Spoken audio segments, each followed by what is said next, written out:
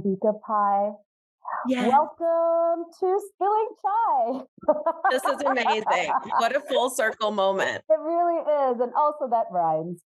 So something that I love about you, even though I just met you and have been on your amazing podcast, is that I feel like we're kind of twin souls in that we kind of made our own career path because girls like that look like us usually aren't doing what we do. More and more are now, but it's a Yes. very unconventional for a South Asian woman. So Mhm. tell us about what you do and how you ended up at your current job. Yeah. So I am the chief strategy officer of a full service advertising agency called Mechanism. I've been there almost 5 years. And Mechanism has been around for 20 plus years, really started off more in the production and creative oriented space. And so I to come in and really kind of help build the fundamentals of the strategic discipline, like hire the team, and really help the agency understand and kind of the industry understand as well that strategy is not just a role in a company, but actually a mindset that aspires to kind of unearth the truth that sits within humanity, culture, categories, and really bring that to the forefront. So, really kind of dismantling the advertising bullshit and the bad rap the industry has gotten to kind of recenter the truth as the outcome.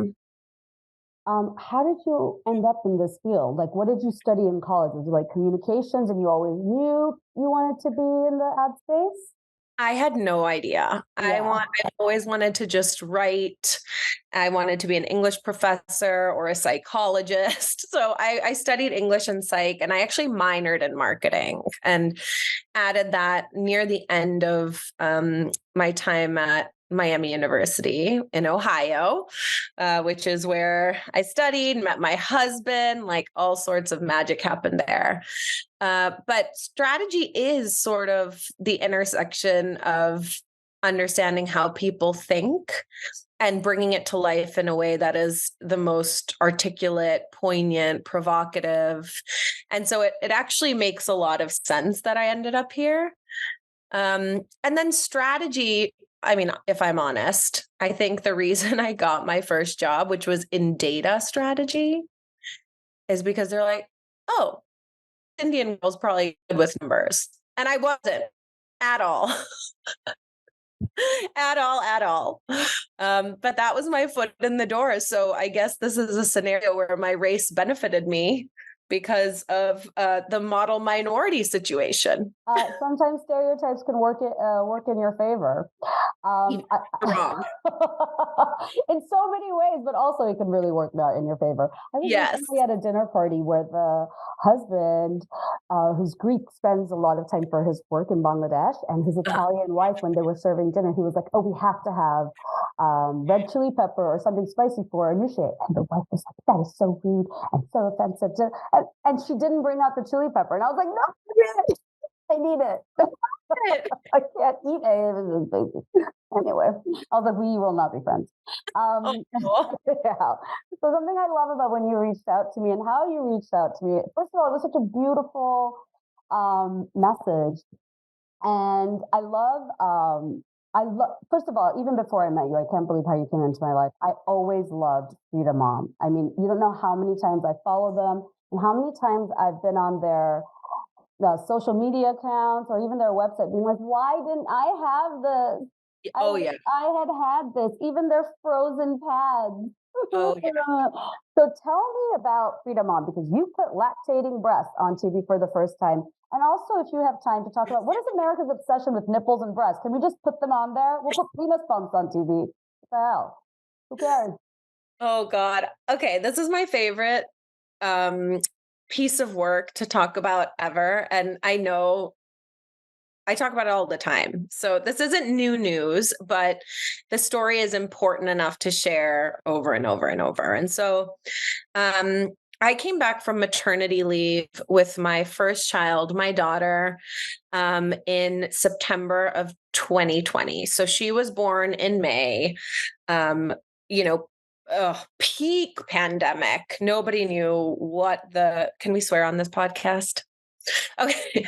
Nobody knew what the fuck was happening, right? We were washing our groceries. My cousin, bless her heart, showed up at the house in a full hazmat suit so she could hold a baby, like that level of chaos. And so when I went back to work, it was a very kind of emotionally fraught time for me. I had a very, very difficult time with my physical healing. Post giving birth, I had postpartum anxiety and depression, and I was terrified about how I would be able to do the job I had been doing for so long in a way that kind of matched the level of excellence that I committed myself to before I left. And, obviously hindsight is 2020. I'm like, that is impossible, Ambika. And now I know. Um, but the first project I came into was the Freedom breast care launch campaign. So while I was away, I remember my team had shared a deck, and it was a pitch deck. So we actually had to pitch to get the project. And my face was on the slide as like, here in spirit, or like fairy godmother. It said something amazing.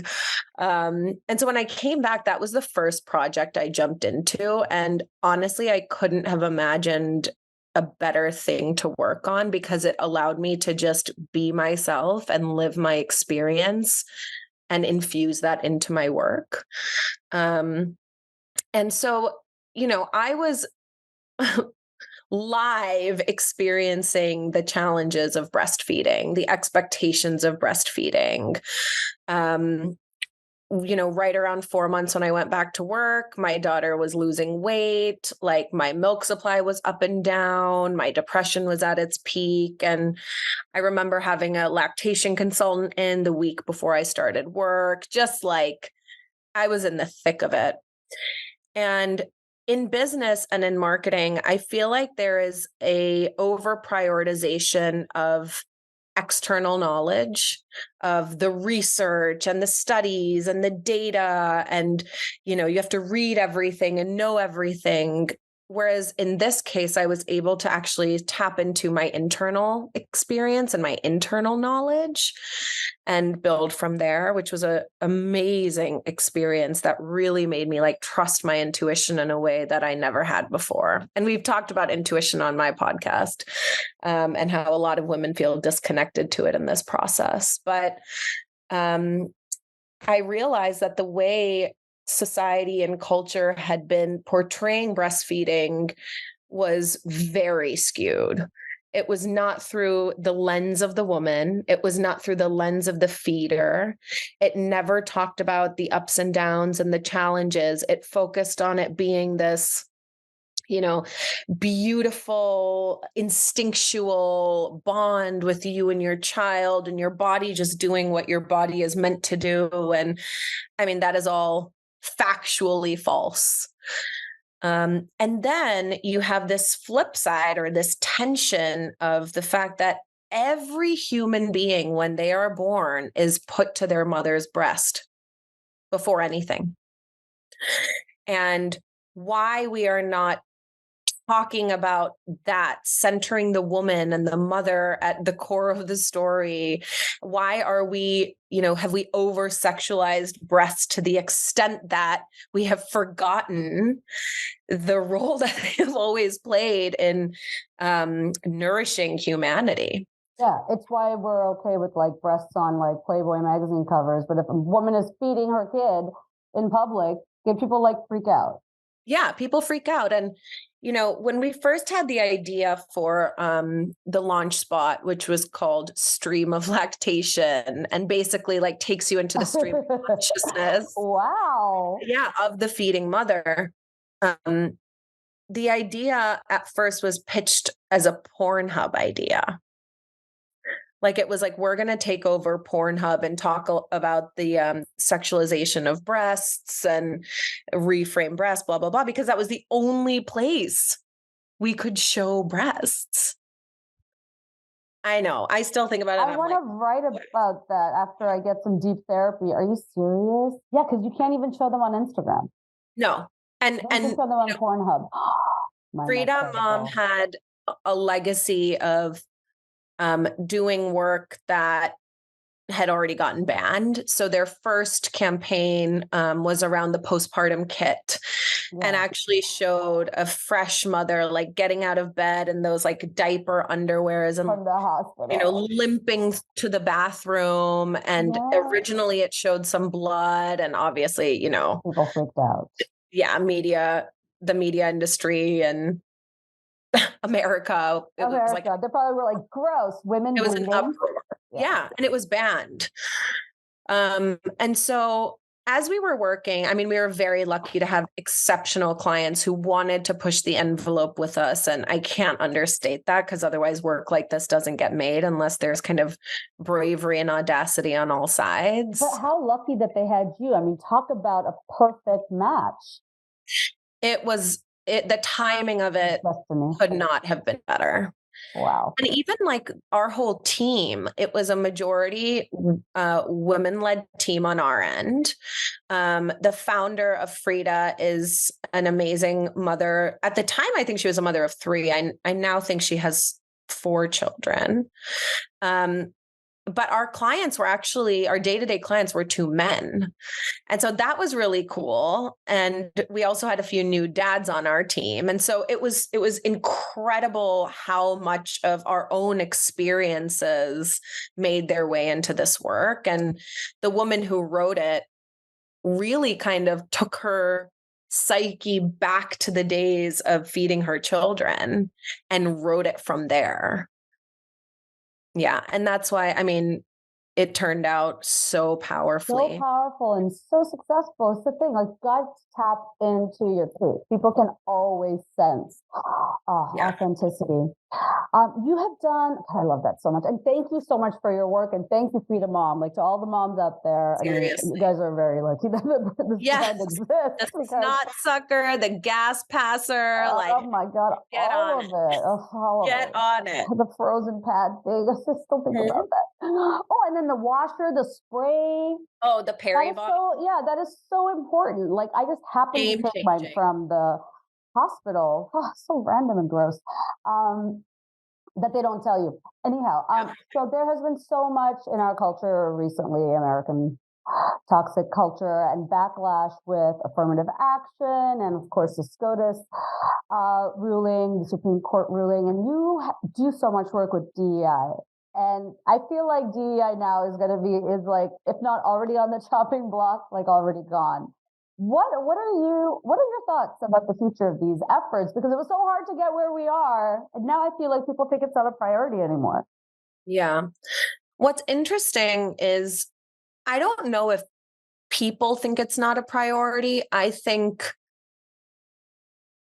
politically there are a lot of games being played that people can see through. And so there's an undercurrent of, as you know, Anushay, like this is stuff we talk about all the time, but there's an undercurrent of like radical discontent with the decisions that are being made. I mean, even with the Roe v. Wade conversation, it was like 90% of people agree that a woman should have bodily autonomy. Yeah, we have to quickly do just a side note. Everybody's really pissed at the Supreme Court. Exactly. It's not a mistake or a coincidence that it was appointed largely by Trump. Yeah. But yes, we're definitely seeing the repercussions of his actions. So there is a general, I mean, the majority of Americans do support legalized abortion, constitutionalized protection of women's right to choose. But yes, you feel like there's like a disconnect between what people want, and it's the court is really exactly. And that's why I think for the first time ever, it is more important that leaders in every industry actually take on the role of activism too, because industries and businesses have power. And this is all about power. Yeah. And so if other people and organizations in these stratas of power are being vocal and speaking on behalf of historically excluded populations, or I mean, I'm just going to say the victims of the law, there will be so much pressure that is created within society that I'm hoping and praying, because I'm an idealist at the end of the day, that, it'll create enough pressure that change will just be absolutely fucking inevitable. Oh, yes. I love that. Sorry, I thought I had myself muted. Yes. All the claps and taps. Seriously. I think that's the problem, right? It's like you're still treating us like this minority mindset, but we're not the minority anymore. No. And, that is why, one, I mean, I will go to my grave talking about how diverse leadership is important, but we have been talking the talk for at least the last 15 years. But when you actually get into positions of leadership, they are so the culture there is so monolithic, so masculine, so white-centered, that it's also not possible to succeed a lot of the time. And so you have these amazing people being put in these amazing positions, but then being set up for failure. And so we not only need to get diversity at the top, but we need to fully reevaluate what leadership means, how we define it, what it looks like, in order for us to actually achieve diverse leadership and see the benefits of that in the world. Totally. And it goes with race, but it also goes with gender. We don't appreciate or make space for female leadership. Not saying that is, right? Because it's a completely different form of leadership. So many people say, even Tory Burch said that her experience as a mother is why she's such a good manager. Like there's so many skills that we have to use every single day to survive and make sure our kids survive, that people are so dismissive of, but they're excellent in business and professional settings. Yeah. And when I think about, absolutely women, yes, but also anyone of a different background, the LGBTQIA community, as much as it is, there are gendered implications, there's also, and this is where I'll get a little hippy dippy for one little sec. There's energetic implications. And so leadership has been done through masculine energy of like, go, ambition, like get shit done, check it off, do whatever it takes. And if we allow feminine energy to infuse into leadership, all of a sudden it's more about collaboration. A rising tide lifts all ships. Flexible hours. Empathy. It's about bridging personal and professional. It's about truth and honesty and transparency. And so, whether you are a man or a woman, if you allow yourself to channel more of your inherent feminine energy, which all of us have, feminine and masculine energy, even that could be game changing. That is so true. It's, a really long time ago, I was watching this interview. Anyway, these women were talking about how, I'm going to say it was a confidence code, about how if you tie women to their desks, like they will never win the corporate battle or the professional field battle. Men will always win that. But if you just let women control their hours and be in charge of their day, they'll get it all done, which is why I think, the backlash to now working from home really pisses me off, because I feel like so many women during the pandemic, like once we things kind of stabilized momentarily, I was like, okay, this is how we get it all. Oh my God. Working from home.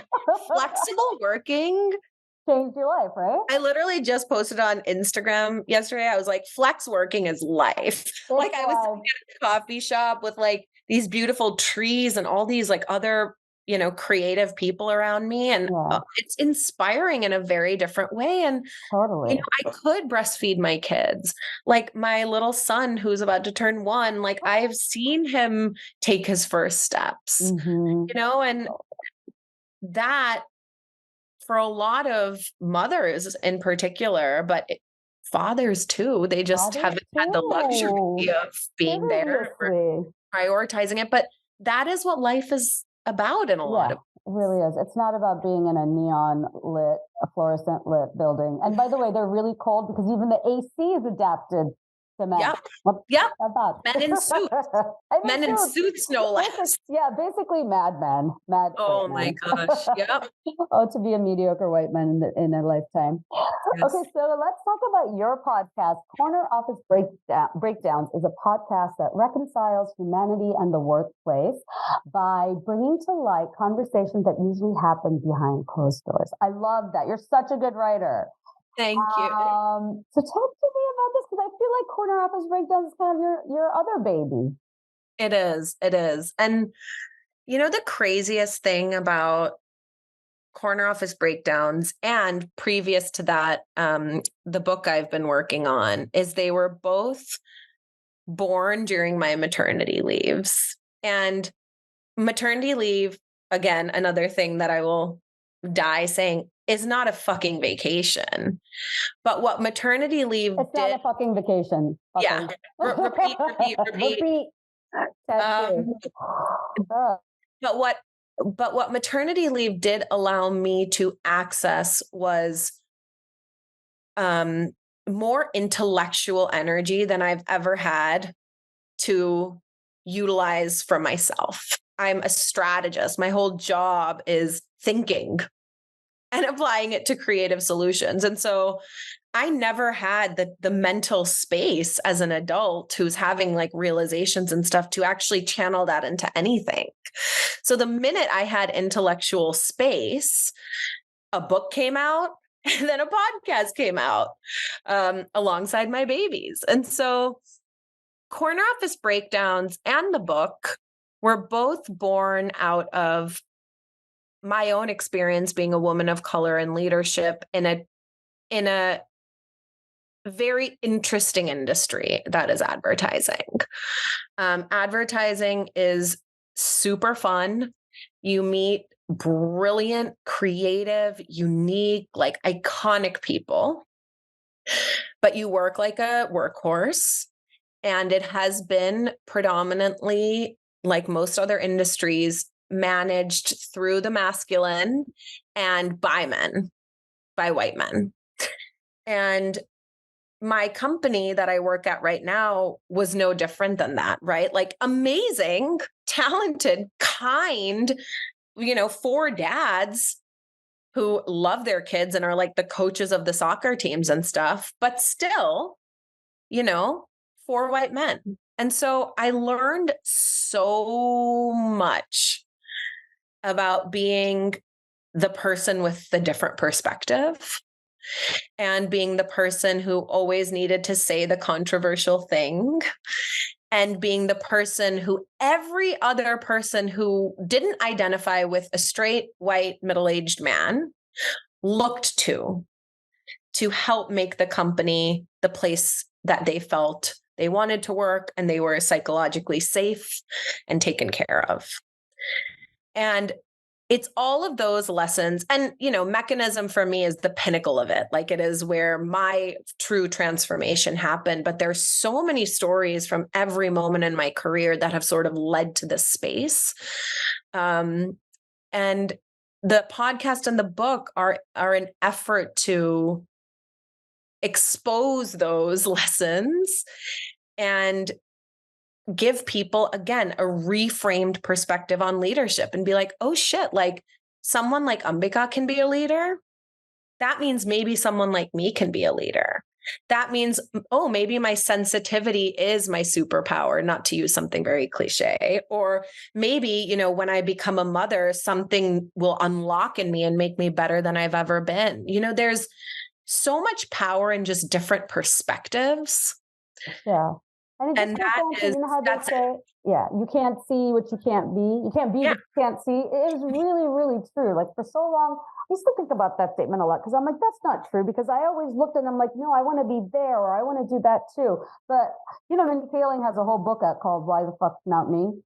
Yes. Why not me? But why not me? In the book, it should be why the fuck not me. You should always ask why the fuck not me. But it is really true, especially for younger women, to see that is a possibility and an option. Which brings us perfectly to my last question. Yes. Is even though it's so cheesy, what would you say to younger women of color, young women, not younger, haha, what a slip, young women of color who are, coming out, kind of trying to make their way. Because I always think, wow, I had such a strong role model in my mother, but if I had, like, I don't know, like, seen women like you or, even so many of our peers, I'm like, the game would have been completely different, right? So what would you say to other women of color, young women of color, making their way out in this scary white world? Oh my goodness.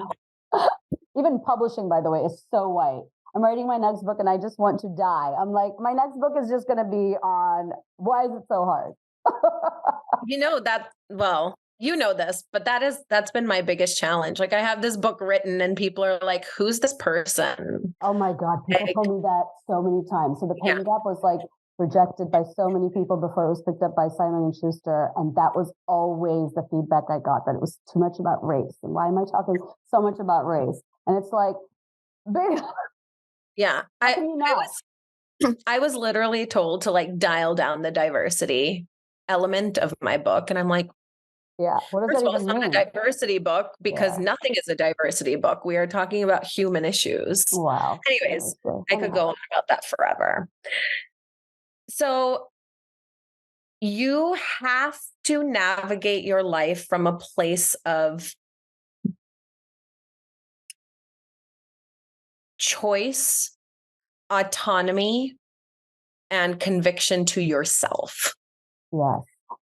And one of the things that I've written about is the reframing of imposter syndrome, which I think is something that a lot of young women, especially, and young women of color and, again, historically excluded individuals grapple with. But to me, imposter syndrome isn't just going out and not feeling like you belong somewhere. Mm-hmm.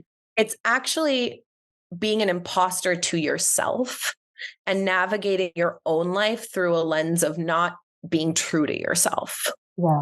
Like you are an imposter to you. And of course, if you're not able to navigate the world from a place of authenticity, of course you feel fucking weird. Well, also, if you don't fucking believe in what you're doing or saying, people can sense that like that. And then that's going to make you feel even more like why I love that quote, "Me, you have the confidence of a mediocre white man," is because there are people, okay, young women of color, and girls, everybody, that are so much less qualified, less informed, less educated, everything than you, but they feel entitled to belong in that room or that seat at that table. Versus we're like biting our nails. And most of the people there, I mean, just look at Elon Musk.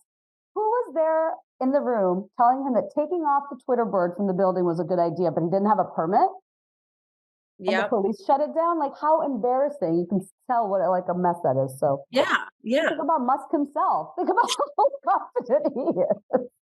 So we were saying that I just went to Beyonce, her Renaissance tour. And one of my biggest takeaways from that concert is I was like, I'm going to start every day by listening to Beyonce. Like, her energy, her power, like her empowerment of women, like I'm cozy in myself. Yeah. I feel fucking good in my body, in my life. And I think just knowing that like nobody is more worthy nobody is more worthy for whatever a seat at the table than anybody else. Yes. We are born into this life being worthy. Yes.